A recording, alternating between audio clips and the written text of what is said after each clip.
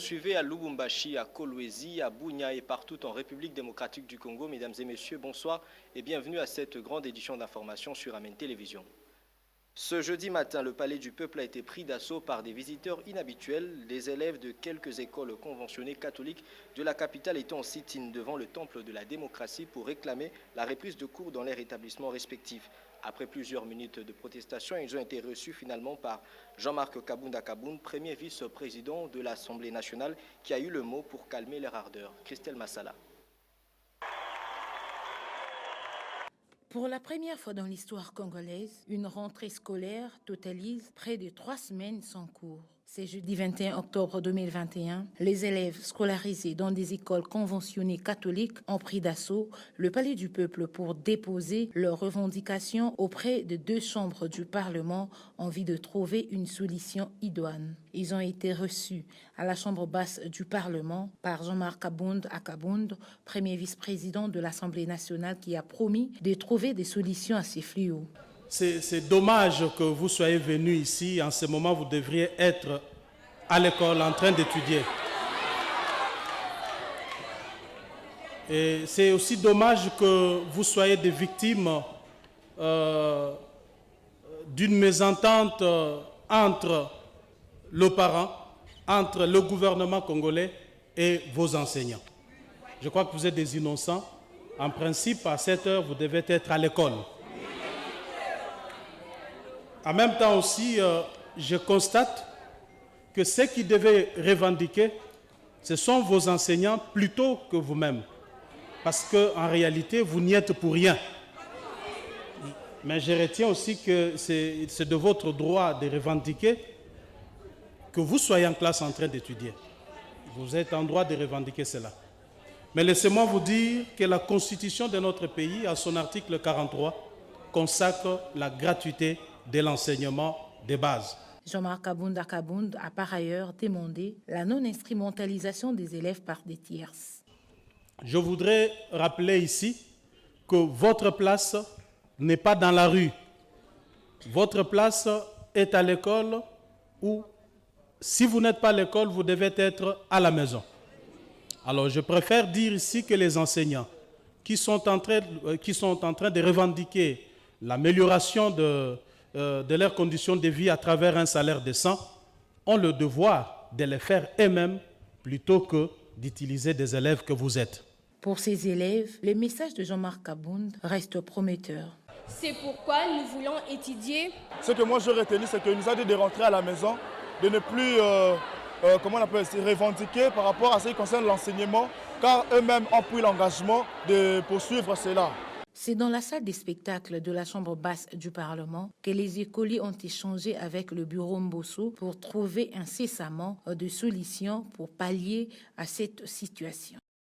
Puis en bref en images, sachez que les questions relatives à la coopération entre la RDC et les systèmes des Nations Unies ont été passées en revue ce jeudi 21 octobre au cours des échanges entre le président de la République Félix Tshisekedi et le secrétaire général des Nations Unies en charge du maintien de la paix, M. Lacroix.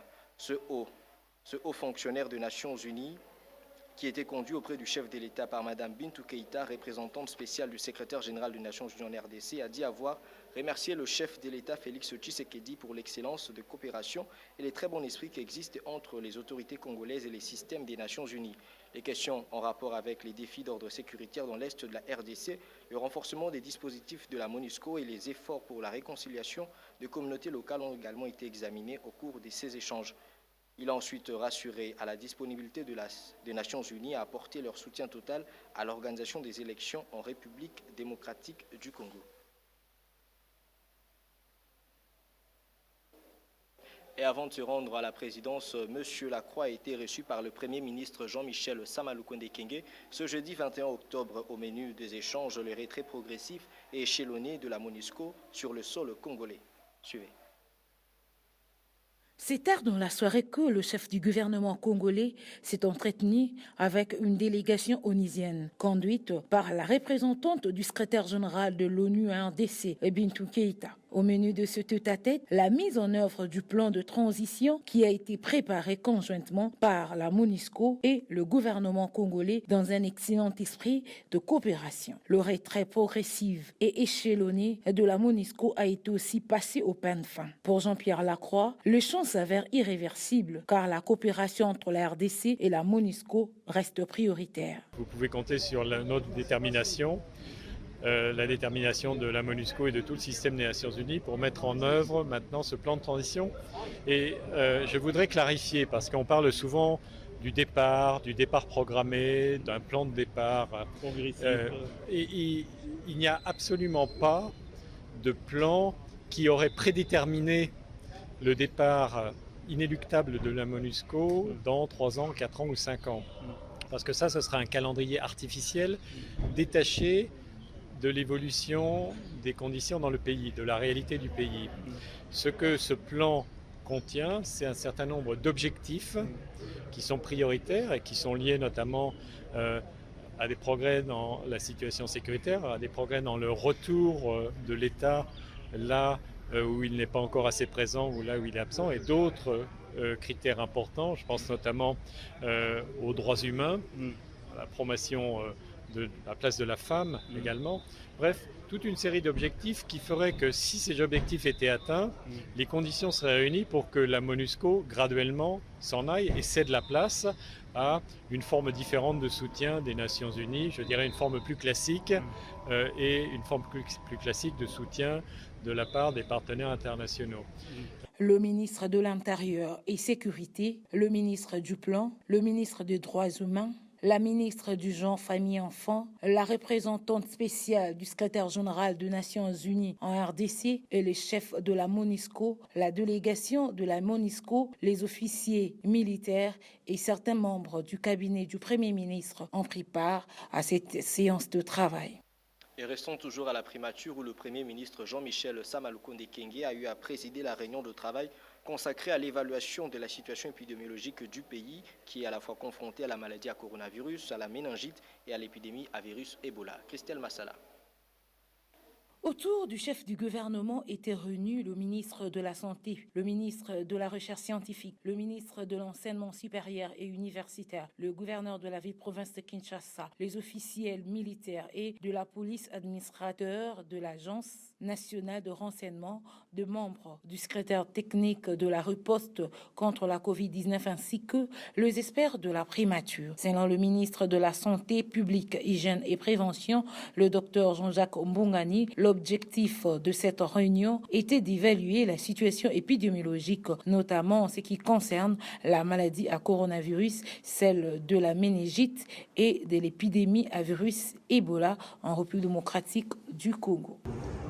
D'abord, je vous remercie pour l'intérêt que vous accordez à cette rencontre qui a eu lieu autour du Premier ministre. Il s'agissait de la réunion du comité multisectoriel de la riposte contre la COVID-19.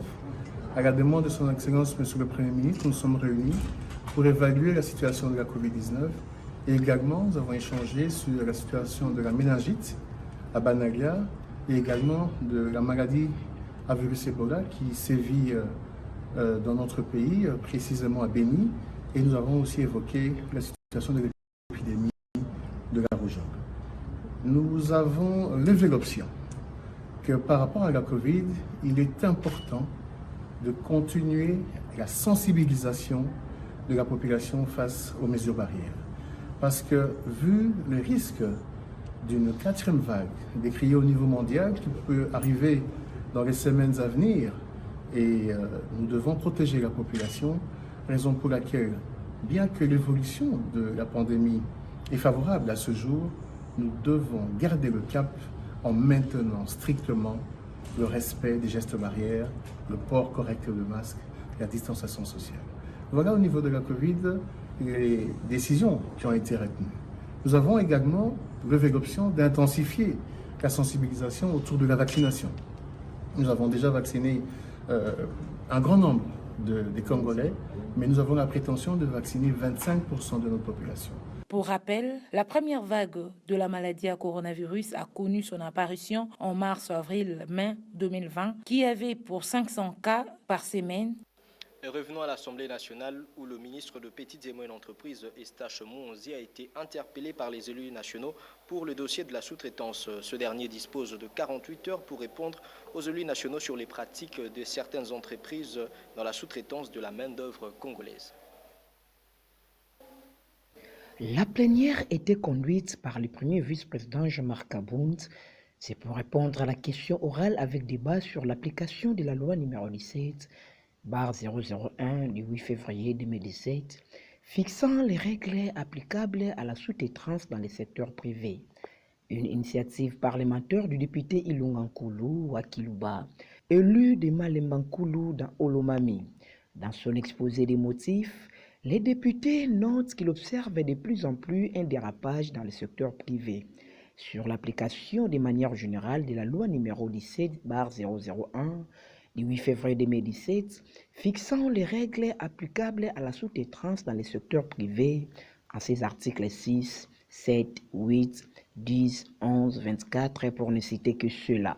Nonobstant l'existence de l'instrument de contrôle, à savoir l'autorité de régulation de la sous-traitance, la violation des dispositions pertinentes de la loi sus-évoquée est toujours observée. Les étrangers en séjour dans notre pays assistent également sur nos routes à des scènes invraisemblables. Il est généralement admis que les embouteillages sauvages que nous connaissons à Kinshasa sont essentiellement causés par la mauvaise conduite des automobilistes qui manquent de courtoisie et de tempérance. Il ne faudrait pas en rajouter une couche en véhiculant l'image de hors-la-loi parce qu'on occupe des fonctions officielles. Nous avons un devoir d'exemple vis-à-vis de notre peuple. Je me félicite de rappeler ici que lors du Conseil des ministres du 8 octobre dernier, le président de la République est revenu sur cette problématique et a donné des instructions très claires à ce sujet pour y mettre fin. Je ne doute pas un seul instant que le gouvernement de la République ait pris toutes les dispositions idoines quant à ça. Chers collègues, je voudrais à notre niveau nous interpeller aussi parce que nous sommes tous des usagers de la route au même titre que nos électeurs. Autant nous nous accommodons de cette situation, autant ces derniers sont exaspérés par l'incivisme routier dans les chefs de certains hauts responsables de la République. L'auteur de la question voulait obtenir du ministre des éclairages sur le niveau d'application de cette loi, les mesures d'encadrement et les statistiques des sanctions déjà infligées aux entreprises à conflit avec la loi. En réponse à ces questions, le ministre Muhonzi a appaisé l'Assemblée plénière en affirmant que le niveau de la loi ne s'apprécie pas seulement en fonction de sa vulgarisation, mais aussi par rapport à sa mise en œuvre sur le terrain. Concernant la vulgarisation de cette loi, 5 nouvelles mesures d'exécution sont mises en place pour sensibiliser les entreprises principales donneuses d'ordre. Quant à sa mise en œuvre sur le terrain, un recrutement et une formation des contrôleurs sont prévus par ARCP. Pour ce qui est des mesures d'encadrement déjà prises par le ministre, 100 jours après l'investiture du gouvernement, le ministre Eustache Muhonzi pense que son ministère a proposé une formation de l'entrepreneur congolais sur l'accès au financement, l'accès à petites et moyennes entreprises au marché de la sous-traitance.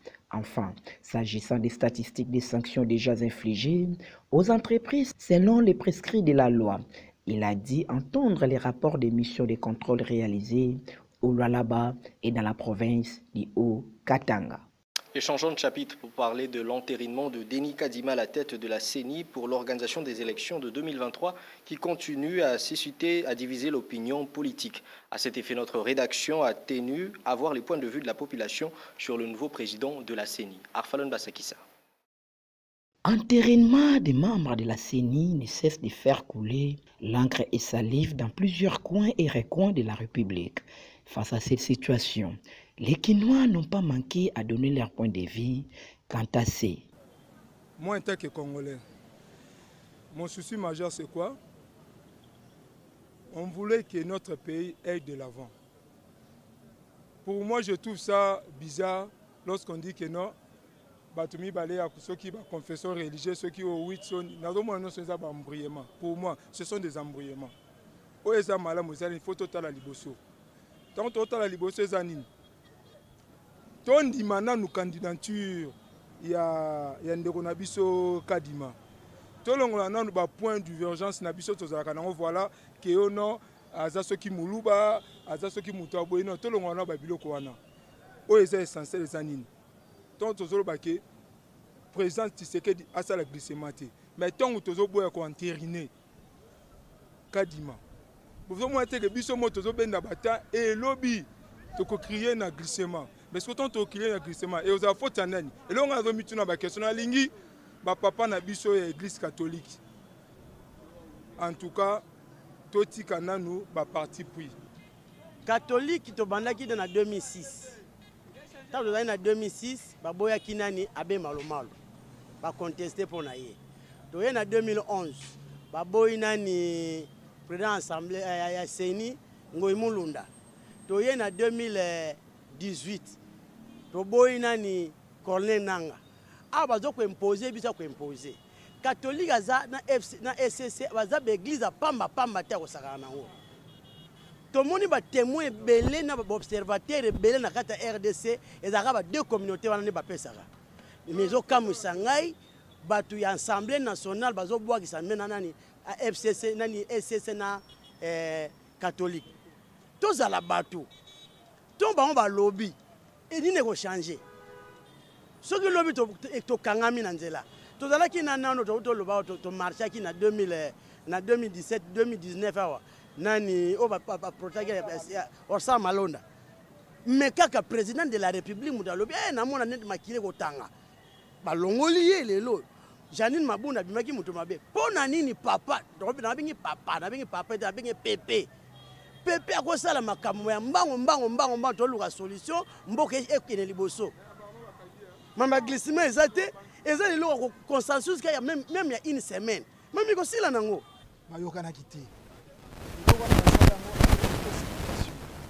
esengelaki bango nyonso bavanda ensemble bayokana koto mosusu baza na bakritike koto mosusu balobi keno biso nde ilafale kaka tobimisa ye mboka eza na susi biloko wana lisusu te biloko wana tosi tovivre yango kala biloko wana tovivre yango kala lelo oyo ezalaki nde loko moko ya kolobaki bango nyonso bavanda bayokana ata ndenge nini bakoyokana kaka lokola bayokanaki te bao balobi keno tosala na ndenge na biso voilà les conséquences mais biso nde tokosouffrir biso population bango bapoliticien baomonela mpasi yango te biso nde tokomonela mpasi. Pour rappel, le successeur à Corneille Nanga, Denis Kadima, a été entériné samedi 16 octobre dernier à l'Assemblée nationale. La ministre de l'Emploi, Travail et Prévoyance sociale, Claudine Ndoussi Nkembe, a procédé mardi 18 octobre au lancement officiel de l'opération de paiement de prestations sociales du deuxième trimestre de l'an en cours sur l'ensemble du territoire national au centre hospitalier de la Caisse nationale de sécurité sociale situé à Matungé. Suivez.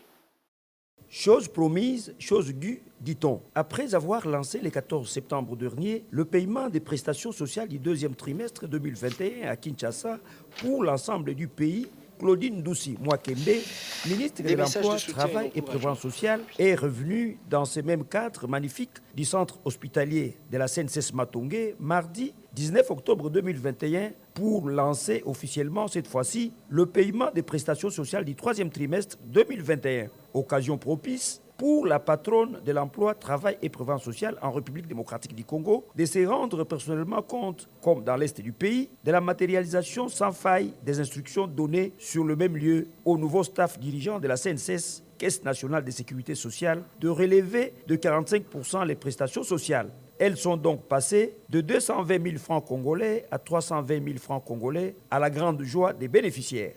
Jean-Simon Foutikiakou et Joséphine Chimbiwumba, respectivement directeur général intérimaire et présidente du conseil d'administration intérimaire de la CNSS, ont tour à tour salué les efforts menés par le gouvernement Samalou Kondé par le biais de la ministre des tutelles Claudine Ndoussi Mwakembe.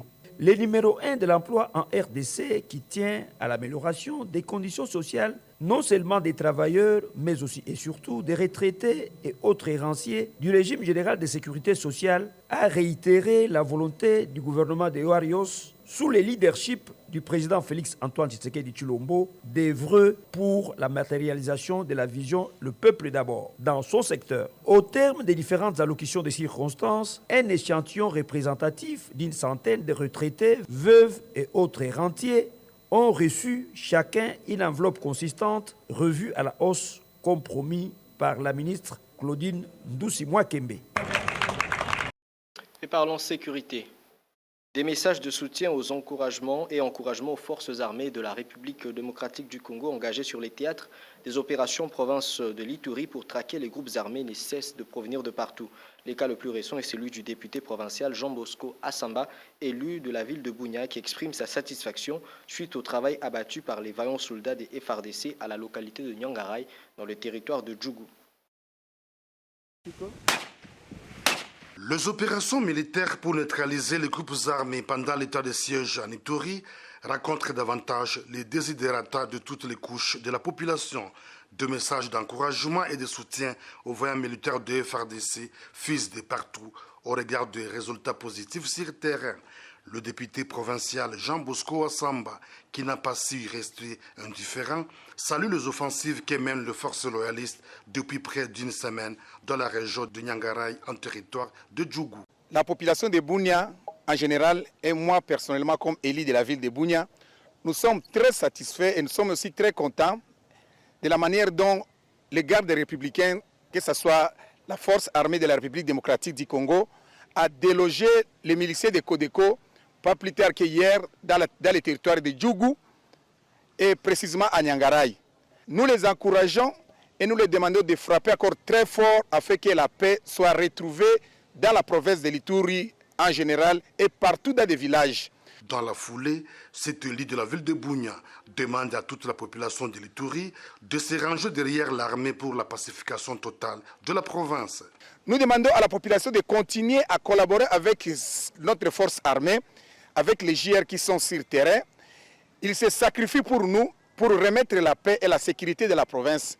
Rappelons que, depuis le mois de septembre dernier, plus de 80 rebelles ont été neutralisés de manière professionnelle par les éléments de l'armée régulière, sous le commandement du lieutenant-général Luboyanka Choma Johnny, lors des opérations sur le front nord, à Djougou et sud à Irumu.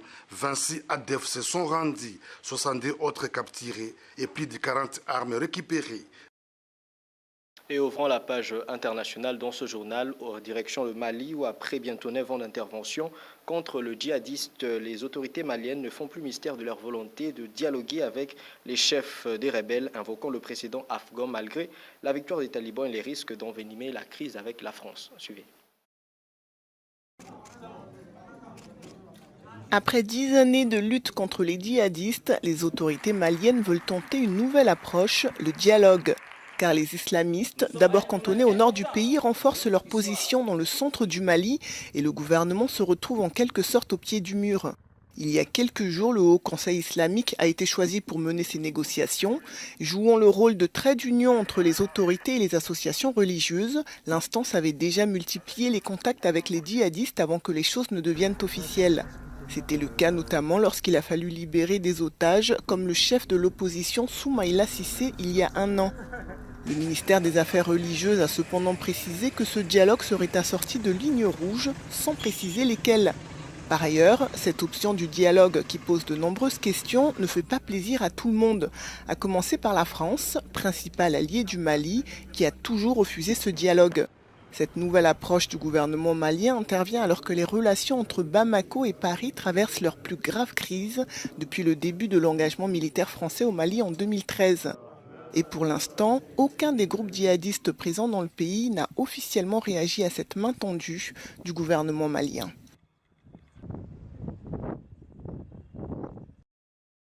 La crise entre l'Union européenne et la Pologne a été déclenchée par le tribunal constitutionnel polonais, proche du Parti national conservateur au pouvoir et saisi par Mateusz, qui a décrété le 7 octobre dernier certains articles des traités européens incompatibles avec la Constitution nationale. Une décision dénoncée par Bruxelles comme une attaque sans précédent contre la primauté du droit européen et la compétence de la Cour de justice de l'UE, mais aussi comme l'illustration d'un ultime manque d'indépendance de la justice polonaise à l'égard du gouvernement. Suivez. Le drapeau européen flotte toujours aux côtés du drapeau polonais. Mais depuis que la Pologne a décidé de rejeter la suprématie du droit européen, Bruxelles considère que le pays a fait un premier pas vers une sortie de l'UE. La question est dans tous les esprits et divise la population polonaise. Malgré les désaccords actuels, je pense que la Pologne restera dans l'Union européenne. C'est un pays qui n'est pas assez autonome pour s'en sortir sans le soutien de l'UE. Nous ne resterons pas à n'importe quel prix. L'Union européenne, ce n'est pas le paradis, il y a de vrais enjeux politiques. Et la Pologne, en tant que grand pays de l'Europe de l'Est, doit être reconnue à sa juste valeur.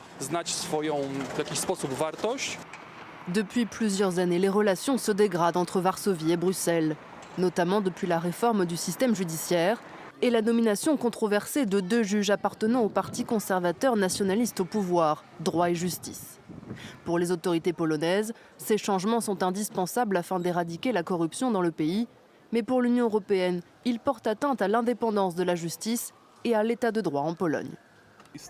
Je pense que ce débat sur l'état de droit est un débat essentiel. Mais je pense qu'aucune personne sensée, y compris le gouvernement, ne souhaite que la Pologne quitte l'Union européenne. Quant à lui, le gouvernement polonais réfute la perspective d'une sortie de l'UE et accuse l'opposition d'alimenter cette rumeur pour affaiblir le parti en place. Et puis quittant l'Europe pour les États-Unis où une avancée scientifique d'envergure vient d'être enregistrée. En effet, des scientifiques américains ont réussi à faire fonctionner sur un humain le rein d'un porc génétiquement modifié. Une percée qui représente un espoir pour les très nombreuses personnes en attente d'une transplantation rénale. Suivez. Un de cochon greffé sur une patiente humaine en état de mort cérébrale. Une première mondiale réalisée par l'équipe du Langone Health à New York. Pendant près de 2 jours, le corps de la patiente et le rein de cochon ont parfaitement fonctionné ensemble. Pendant les 54 heures où nous avons mené l'étude, le rein a parfaitement fonctionné. Exactement comme on l'aurait attendu d'un rein provenant d'un donneur humain. Un espoir pour les 90 000 patients en attente de greffe de rein aux États-Unis. Selon certains chercheurs, la greffe de l'animal vers l'humain pourrait devenir une opération courante. Cela montre que nous sommes sur la bonne voie et que le succès est pour un avenir proche et non pas dans des décennies comme c'était le cas dans le passé. Mais pour que l'organe ne soit pas rejeté par le corps humain, il est génétiquement modifié. De nombreuses questions éthiques se posent. La principale, accepte-t-on de greffer un organe animal sur un humain ? Nous devons nous poser des questions difficiles sur ce que cela signifie de développer volontairement des organes chez les porcs. Pour l'heure, la greffe de l'animal vers l'humain reste expérimentale.